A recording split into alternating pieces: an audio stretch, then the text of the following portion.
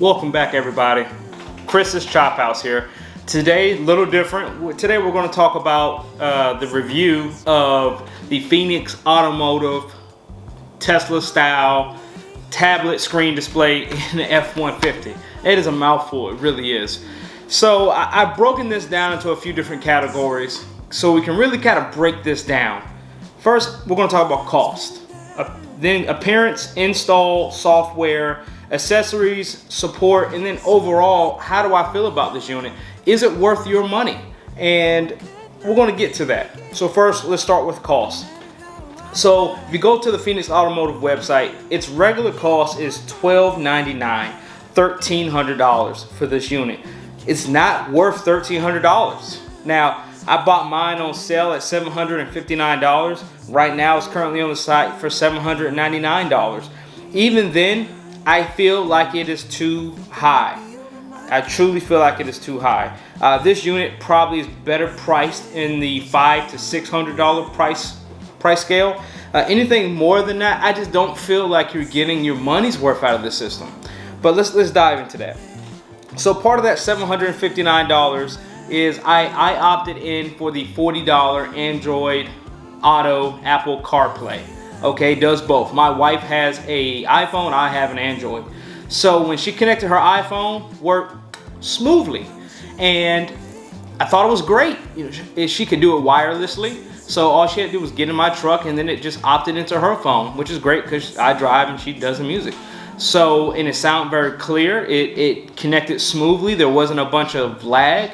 But then when I tried to do my Android, it wouldn't work. I had to call customer support and I had to download a special patch to make it work.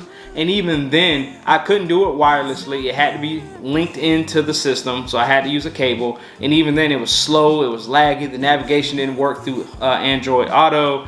And then when you try to play music, the screen kept freezing, so you couldn't stop a song to take a call or switch. It really is frustrating. I felt like it was worthless. So for my wife, when she's in my truck, fine, it works. But when she's not in the truck, I don't use it. So if you're an Android user and you're looking at buying this, don't buy the Android Autoplay. You're gonna waste your money. Get the best sale you can get on the unit and leave it at that. If I did not buy the Android Autoplay, I would have got this unit for around $700. So, and that's closer to reasonable in my opinion. So the next thing is we're gonna talk about is the delivery. So part of the cost is the ordering process. The ordering process itself is smooth. They tell you ahead of time that this unit is shipping internationally, so expect 2 to 3 weeks. And it was literally 2 to 3 weeks. Now I followed the tracking the whole time. It shipped from China to Japan to Alaska, back to Japan, and then to the continental US. So weird shipping there, but it did get to me within that 2 to 3 week time frame. The box was very well packaged. It was very presentable. No dents, dings, etc. It was a very nice process. And the customer support at this point was on point. They were very honest, upfront. They worked with me every step of the way, gave me up-to-date tracking whenever I wanted to know. So from that standpoint, kudos to Phoenix Automotive. Let's move over to appearance. When you look at this unit in your car, it looks phenomenal. It looks factory. The materials that they're using looks like the materials already in your vehicle, especially for my model year and my trim package. They look great. The fitment is good. There's no gaps or seams. It doesn't look aftermarket when you're doing it. I thought it was a very professionally made, high quality unit when it went in. So as far as the appearance, you're not going to miss anything. You're going to feel like you get your money's worth, at least while you're looking at it. Okay, regardless of what you paid for it, I think from that standpoint, you'll enjoy it alone. And then when people get in your vehicle and they go, wow, look at that screen. I mean, I think that if that's something you're looking for, you got it.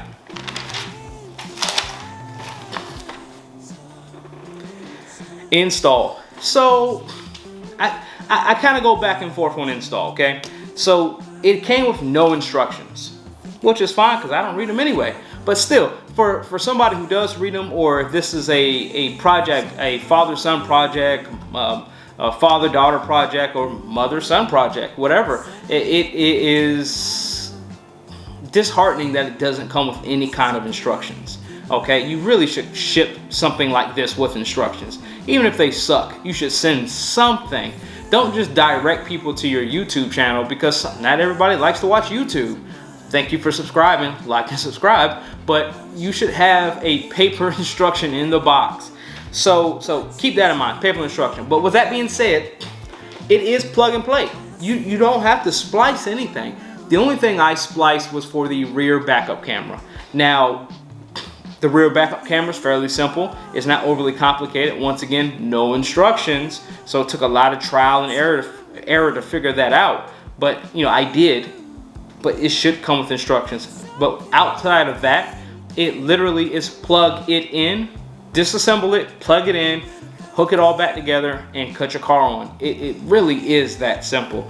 It looks like a lot of work, but if you've done these kind of things before, it is something you can do in the afternoon, you know, while drinking a beer. Really, it's not that complicated. Now, there are some slight modifications I made during the install. The first modification I had to make was to the original sync USB outlet. Now, when you're hooking this all up, you're going to take your old sync panel. It's a sync USB, and I believe there's an aux port as well in this little square on the bottom of your head unit currently. You're going to move that over to your new Phoenix Automotive unit. And when you hook that in, there's a little lip of plastic that comes originally on the Phoenix Automotive end. And when you go to plug in that unit again, the plug won't go all the way down because there's a little lip of plastic. I end up, because I didn't want to damage the integrity of the Phoenix Automotive unit, what I end up doing was taking a cut saw and modifying the plug originally from the truck, because that doesn't need to link up really firmly, because it's not something you're going to use a lot, okay? Especially with Bluetooth 5.0 and 4.1, whatever your phone has. I mean, you really don't use that plug all that often. And if you're trying to use it for charging, the 12 volt accessory charger that comes in the truck is better than what the sync is. So I modified that plug slightly by just cutting a little bit of plastic off the plug with a cut saw. It is a very thick plastic. You're not going to be able to do it by hand. So I used a cut saw and gently cut off enough plastic so it fit into the unit again. Okay. The other modification I had to do was in regards to the Android Auto plug. So traditionally you would take the plugs from the unit and then install them into the glove box. Well, 20 years ago when we used to do this, that made sense because you had an iPod in your glove box and you can just switch to your iPod, right?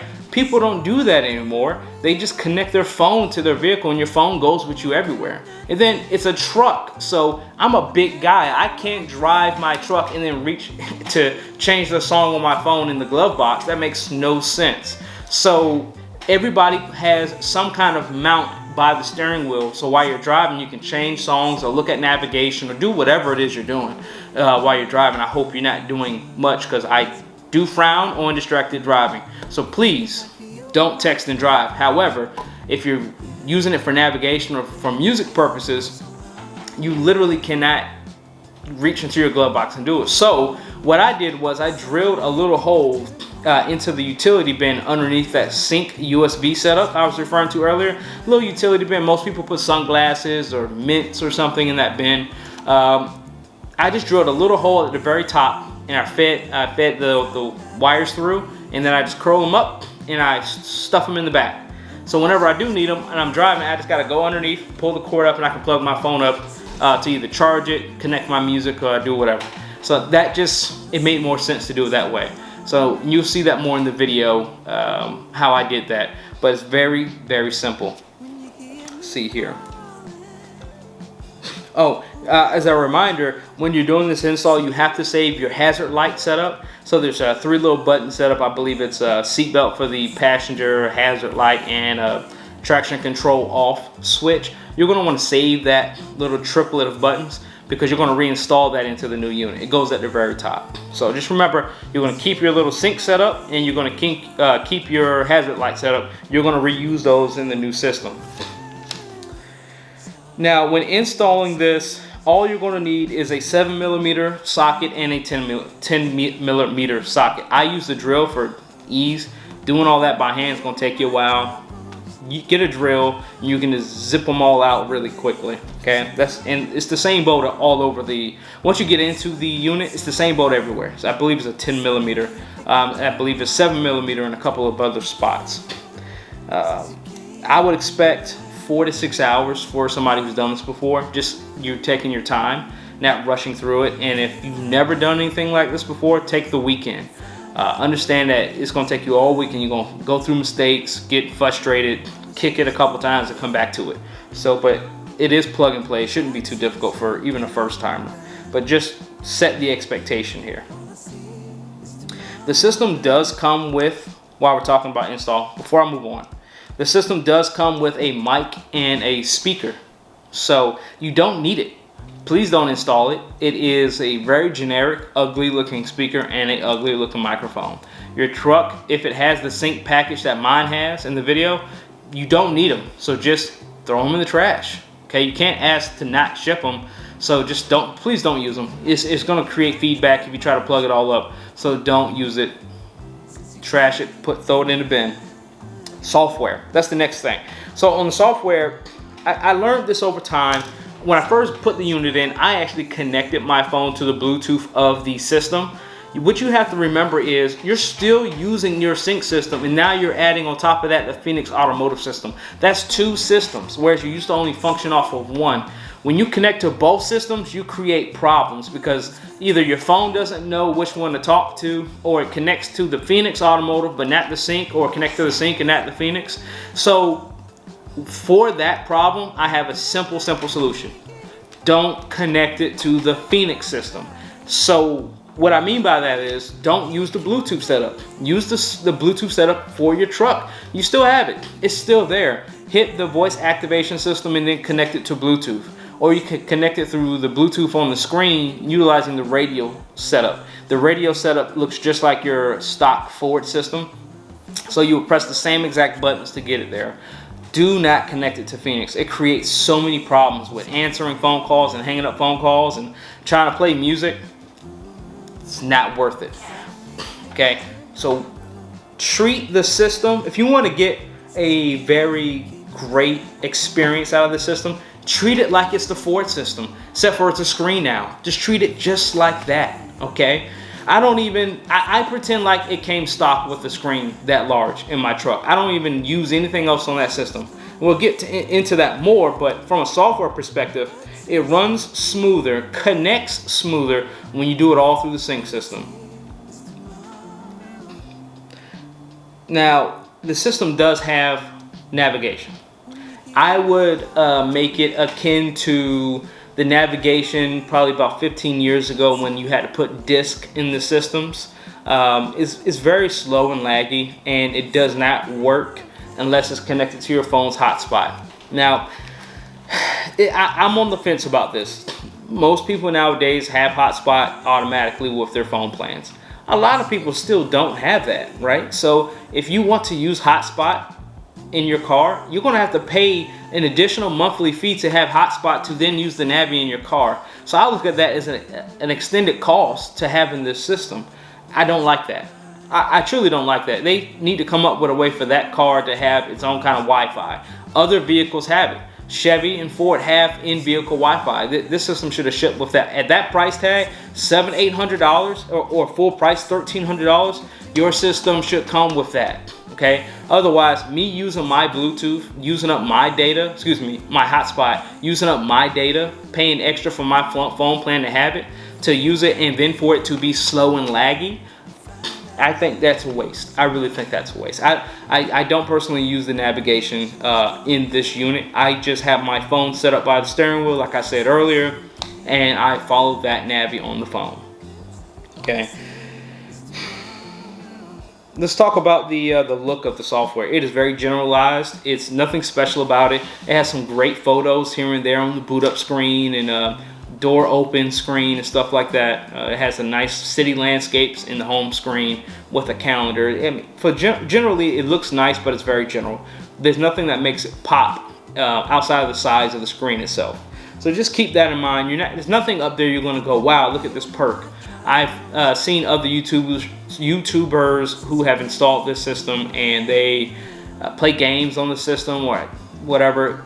Listen, I'm not sitting in my car playing games. I'm a real person. I go to work for a living. So, if we're gonna play a game, we're getting the PS5 or PS4 and we're playing games, the Xbox. I'm not playing it on some damn screen in my car. It's not as good as the Tesla. If you ever been in a real Tesla, you can play games on that and it feels like a real console, maybe then. But this, once again, the system is slow and laggy. I'll probably contribute that to not having enough memory in the system. I believe this one shipped with 6 gigs of memory. Look at the screen. If it's any different, I'll put it on the screen. But it's just, from one end to another, it's just slow and laggy as far as anything outside of the radio and the backup camera.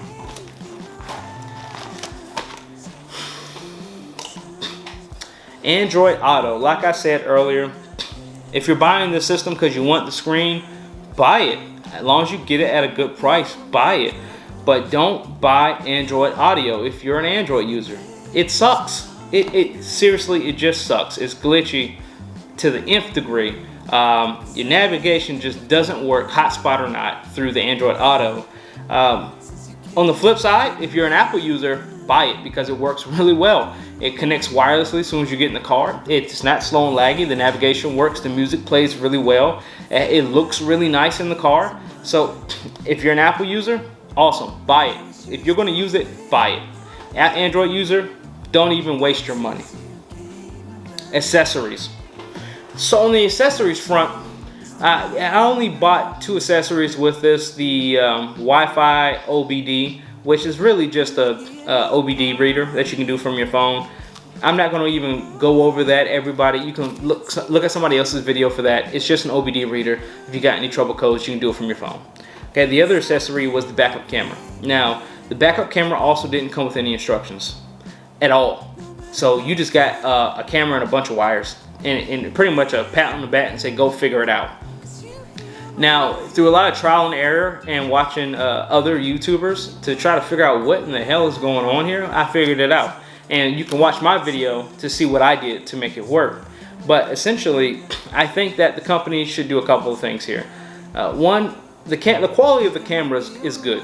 Not going to say anything other than that. It is a good quality camera. I don't like the shape of it. I think in any retrospective install, a circular camera would have been just better. They don't give you anything to really mount this thing with outside a couple of screws. I think if they gave you some kind of license plate install backup camera, that would have looked really nice. If they want to continue with the small camera that they ship, instead of shipping a square camera, they should ship circular, because it's so much easier to drill a circular hole. It really is. And then if you sent a camera that had a little bit of a lip to cover up any cut issues, kind of like in your house, if you took off your outlet plates, there's a really rough cut hole into the wall. Same thing. If you had a rough cut circular hole and that camera had a little bit of a lip to cover that, it would look like a professional install, just like contractors do in house development. So if you're listening to this Phoenix Automotive and you want to sell a backup camera, please switch to a circular camera. I think it just looks nicer. It will look more professional. It will look more stock. I think you should also offer options for truck users. So trucks, we all have a handle in our tailgate, and you've seen Ford and Dodge and Chevy come up with other solutions for backup cameras. So when they first started putting them in cars, they put them in the license plates or near license plates like I installed them. But now you're seeing the backup cameras in 2 spots. You're seeing it in the handle of the tailgate, and you're seeing it right by the light in the rear of the cab. There's a light at the top of a cab of a truck that they use when you're trying to load items into the bed of the truck, let's see, in late hours or very little light. They put cameras there as well, and I think that Phoenix Automotive should put some thought into that, because those are 2 great places to put a camera that you should sell as a offer to increase the sales of your business, but also for the look and the happiness of the customers you sell it to. I would pay more if you sold a handle backup camera that I can install, or something I can put into that light at the back of my cab. I would pay that money because I would like the better look of that install. What you ship is inexpensive, and it looks that way. So you can make the best out of the different installs, but I really think that Phoenix Automotive should take some time and really think about this a little bit. They have a great product, and I'll get into that more, but they're not looking at the ancillaries around this product to improve the product itself. Let me just say it like that.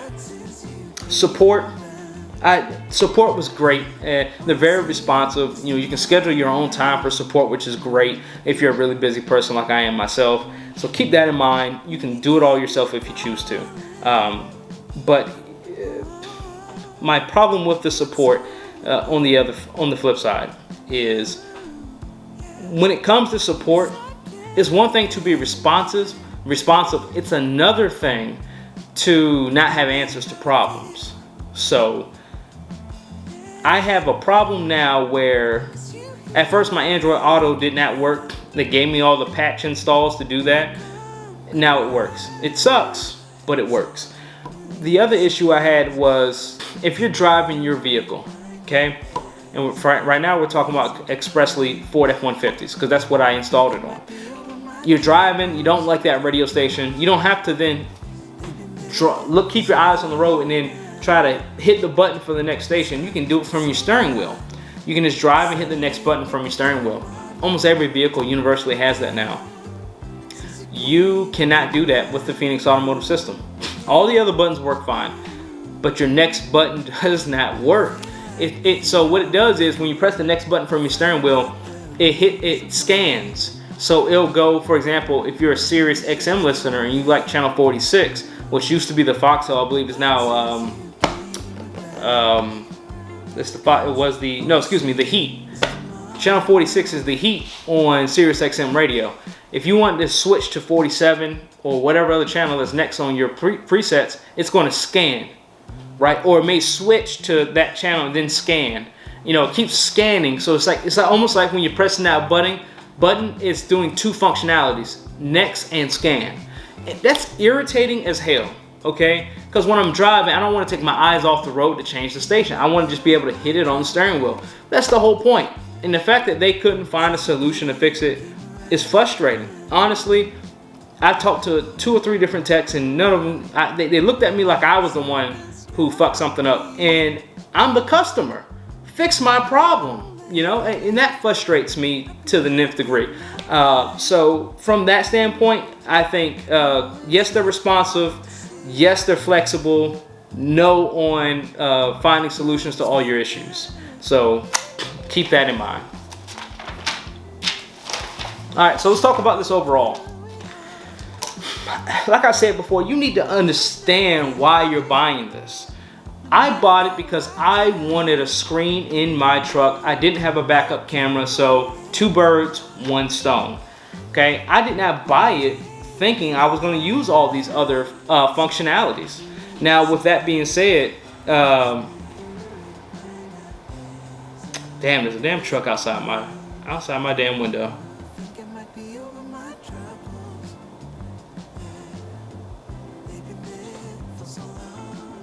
Okay, anyways, the truck's gone now. So like I said before, you have to understand why you're buying this. I bought this knowing I wanted a backup camera and I wanted a large screen in my truck. 2 birds, 1 stone. And I'm a fan of Tesla.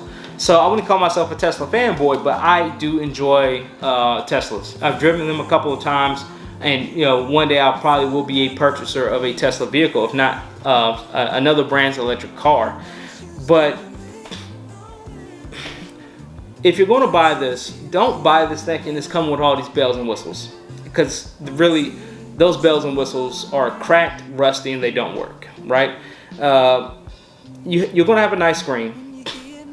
It's expensive if you don't get it on sale, so make sure you catch it on sale. Okay, if you don't pay more than $750 for this. Really, you want to buy this in the $600 range, and if it's not going to be $600, do not buy it, because I don't feel you're going to get that investment back. Okay, and you're going to lose a few things. I lost my next button on my steering wheel. You're going to lose your CD player. So if you're somebody who uses their CD player a lot, this screen covers up the CD player. I am sure you can find a workaround by spending more money, but As far as installing this as is, you're gonna lose it. Something I lost that I didn't think I was gonna miss was my temperature gauge. Where I live at, the temperature can swing wildly from starting the day in the 30s or the 40s, and it can end the day in the 90s sometimes. I mean, it's a huge temperature swing, and I sometimes miss knowing what the temperature is outside. You lose that with this system. There's no way to put that temperature back anywhere. So you're going to lose your CD player, you're going to lose the next button, and you're going to lose your thermometer. Right off the top, they're gone. Now, with the negatives being said, some of the positives are, it looks awesome. I mean, the system looks fantastic. Every time somebody comes in my vehicle, they go, wow, did that come out the factory like that? No, I installed it. It looks great. It looks factory. The backup camera has really high quality visuals. Day or night, it does have a night camera setup, so you can definitely see at night. I believe that it does add some value to your vehicle. Sometimes if you're somebody who buys used vehicles a lot, or you're planning to sell your vehicle, something that I've always noticed was I hated looking at the aftermarket system in a vehicle if you're purchasing it. You know, I think it reduces the value of a vehicle, because I'd rather have it stock, because I know the stock one looks nicer, it was made to be there, and then there's always going to be problems with the aftermarket system eventually. Somebody didn't wire something correctly, or something burns out, or a fuse blows, and nobody knows how it works. So what do? You rip out the aftermarket system and either go back to factory, go to the junkyard, pick one out, or you find another aftermarket unit. So this unit, there's no splicing of anything. It's plug and play. It jumps right in. It looks factory. So in my personal opinion, I think this one actually adds value. Not thousands of dollars, maybe a few $100s of value, but it definitely does add value if done correctly. It's a very quick boot up. I used to have some different aftermarket systems in my vehicles, and I used to cut the car on. If it's cold outside, you gotta let the car warm up, and then you're waiting for the audio system to kick in. So this one has a very quick boot up with it being such a large screen. The moment I turn the key, it's on. It's playing music, so I enjoy that. It is an easy install too, so it is time consuming. It is slightly tedious, but it is an easy install. I mean, you're not going to cut your truck apart to do this. So with that being said, there's some positives there in this, but I can't understate the fact that you're going to see all these great things they say this system does, and you're just never going to use these things. The navigation doesn't work. Why would you? It has a DVR playback function. That's great if you're somebody who needs a DVR playback for something. I know truck drivers themselves have to have DVR to prove accident forgiveness and whatnot, but I think ultimately you're not going to play the DVR player. You're not going to play videos on it. I've tried to play videos on it, and they're very choppy and slow. Once again, not enough memory, or it has a very slow Bluetooth connection. And nothing else on that system is worth your time. There is a screen mirroring function that just ends up being annoying when you use the system, so I completely uninstalled it from the system. So just understand that all you're buying is a large screen Tesla look in your F150, and if you have an Apple phone, you get Apple CarPlay, and it works really well. Okay, and if I had to give this a score, I'd probably give it a solid C+ or a B-. Okay, you know, if I had to grade it, you know, that's where it would be. I can't say that this is a overwhelmingly positive buy. I can't say it's all that negative either. So take this for what it's worth. I hope you enjoyed the review video. And if you have any other questions, please reach out to me. My email is listed in the description below. I can answer any questions you have. Phoenix Automotive. If you see this video, please reach out to me. You can help me fix some of my issues. I would revise this review if those issues can be amended. And if you can fix some of the other concerns I have, I think you would have a much better product to sell to your customers. So this is Chris's Chop House. I hope you enjoyed it. Till the next time, peace out.